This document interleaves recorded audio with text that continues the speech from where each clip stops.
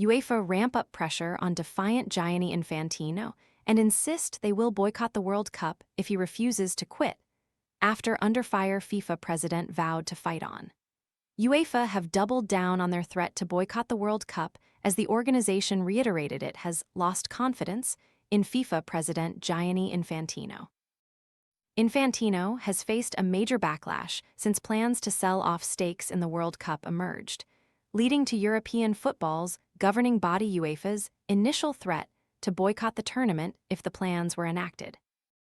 While plans have been scrapped, FIFA executives on Wednesday issued a statement giving their full support to Infantino while acknowledging mistakes in the plan.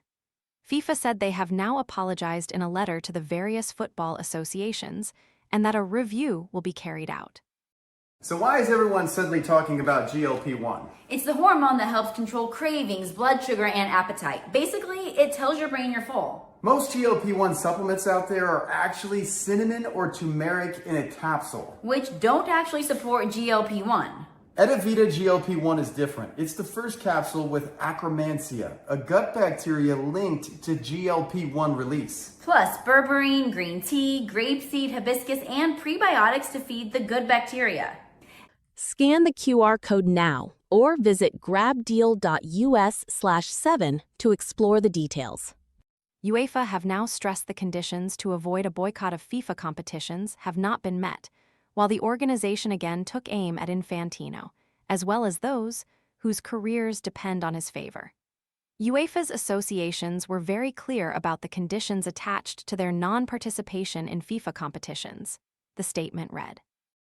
UEFA repeated that it has lost confidence in FIFA President Gianni Infantino and reiterated its threat to boycott the World Cup. First, the proposals to sell off the major competitions had to be withdrawn, and secondly, assurances have to be made that such attempts to disfigure the game in this way will never be made again. These conditions have not been met. In addition, UEFA made it abundantly clear in its statement on Saturday that it has lost confidence in Gianni Infantino's presidency. Yesterday's announcement that some people employed by the FIFA president and whose careers depend on his favor agree with him changes nothing. UEFA initial statement on Saturday had branded Infantino's proposal to flog commercial and event operations as a shabby, backroom, opaque deal.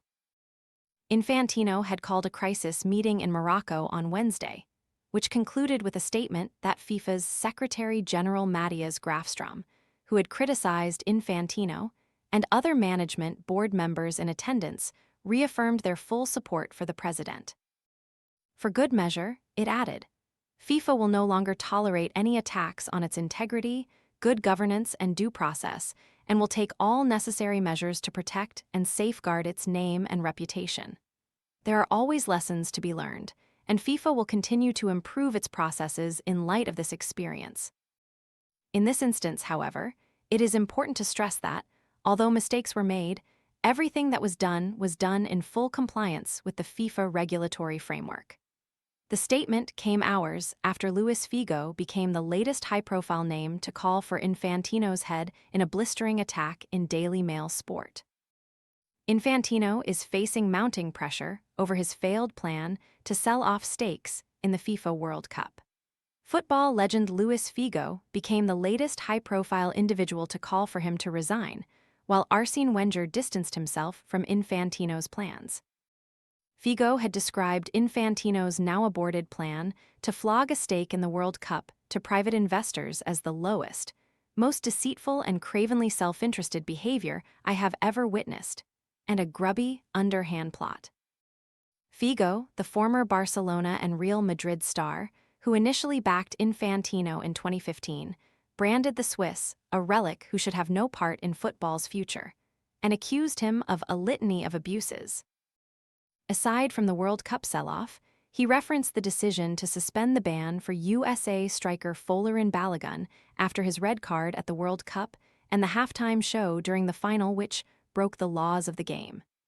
Infantino has debased the office of FIFA president he promised to elevate, he wrote. He has lied, deceived, and tried to feather his own nest at the expense of the game he is supposed to serve. Amid heavy criticism and calls for Infantino to go, Grafstrom sent an all-staff memo describing the situation as sad and reproachable, and adding individuals, unstable moments, and unfortunate episodes come and go. However, second-in-command Grafstrom was pictured laughing and joking with Infantino at a Women's Africa Cup of Nations game following the meeting, ahead of the release of the statement.